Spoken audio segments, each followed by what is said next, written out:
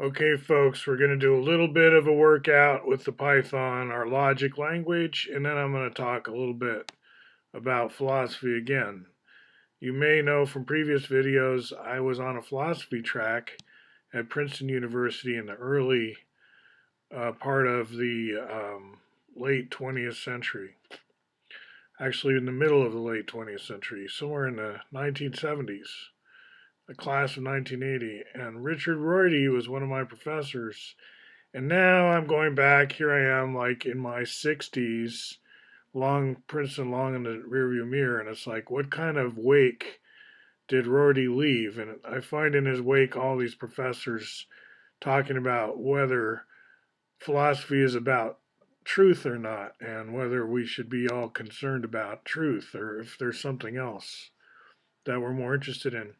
And it's all bound up in what we call whether representationalism, so called, or the correspondence theory of meaning, also so called, is correct or not. And these get mixed together. It's like if we're not seeking truth, then maybe correspondence theory is wrong, but if we are, then it's right or something. All very jumbled. I would say let's put that off for a second. So here, the interesting thing about using a function is you can isolate a namespace. It's just kind of messy to throw a lot of globals out there. It's like when you do projects in Montessori or whatever. You want to do your work and put it away. And in the case of Python, that means define all these names, do some side result printing if you want, side effects, print to console, whatever. But just return a result and all this stuff goes away. This tent folds and there's no clutter left over. That's the joy of a function. So even though it looks like URL is some constant uppercase, in Python that's not significant, and it's really saying, yeah, it is a constant, and we're actually defining a whole function in here. Now you can argue this is going to be slower than necessary or whatever, but remember when we write in Python, we're less writing for speed than for clarity of code, for maintainability and so forth.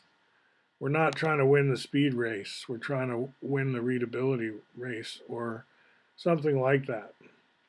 So here what I'm doing, I'm importing requests. I do that at the global level. And at the bottom, I just have to use map. It's a built-in.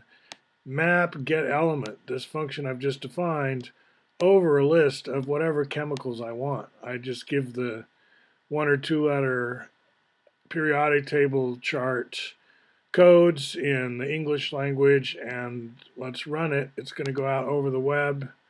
It hits my website, and it's going to print some stuff. I don't know what all that syntax there. Oh, I know what that was from. This is where I'm at now, though. I run the file, and here's my data. Here's my results. Like results is just a list of lists. Actually, it's a map. Can I list it again? List results. Oh, it's empty now. Okay. Let's run this again.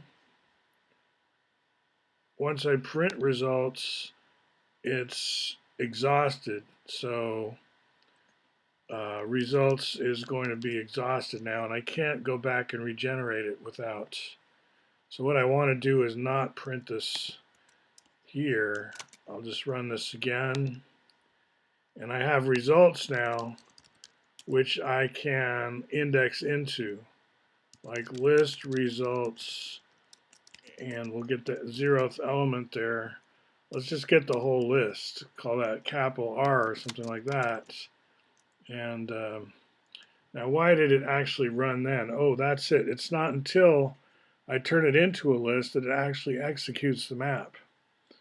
So it's all queued up, ready to roll, but until I actually need it as a list, it's just like, okay, I'm ready to do it whenever I need to, but it doesn't actually do it until I convert it into a list. So now R is a list of lists. I can ask for R sub 3 and get helium or R sub 2. It's interesting how sometimes it prints vertically and other times not, and so on. Okay, now with philosophy, I know there's kind of two topics here, and I'm jumping back and forth, not to mention talking about the history of political iconography, such as the elephant and the donkey.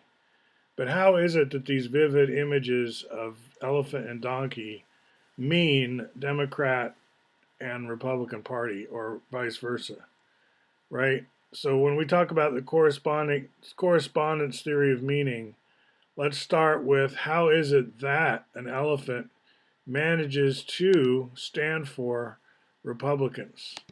And aren't those all moving targets too, aren't they? Like, what's a Republican again? And how does Santa Claus come to have so much meaning as a meme? And we really worked on his image over the decades. And we know there's a signifier, but who's the signified? There is no person out there named Santa Claus, and yet we write about him all the time, and we act like he's out there. And you could say he's fictional, right? I guess I'll accept and close there. Got some cookies. We know he's fictional, and what does that mean? Let's be real interested in fictional characters and how it is, in what sense do they exist? Because that can be very important. Think of corporations as corporate persons. So philosophy is, it behooves philosophy to talk also about subway maps. And why is this? Because the correspondence theory of meaning, is it saying that a subway map is a literal depiction of a subway system? And I think obviously not, right? And you know, it's very schematic, and you can't get the actual number of miles between any two stops just by staring at the map. It doesn't tell you much about the frequency of the trains. It tells you nothing about the frequency of the trains. But it does tell you some things like weekdays versus, there is some, you know, there's a lot of information here. And do you know how to read a subway map? What does that mean? To be able to read a subway map. But let's cut out the middleman, meaning propositions or sentences.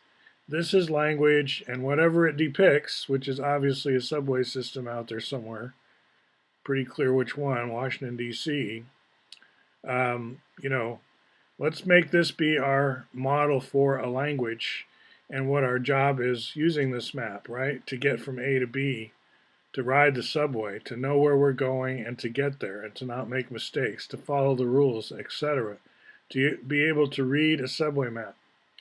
So when we're talking about what's true and how does language work and what's a good language game, let's just stop using sentences, okay? And just use a map. It's clearly close to a picture. It is kind of a picture. So those who do like correspondence theory of meaning should have no problem just switching a lot of the discussion to something like this. And then we can ask about, in what sense is this true and false? In what sense is it even trying to not be? It's like it's not even trying to like follow every curve in the roadbed of the railway. It's probably not really this straight, right? But we don't really care either, do we? Stuff like that.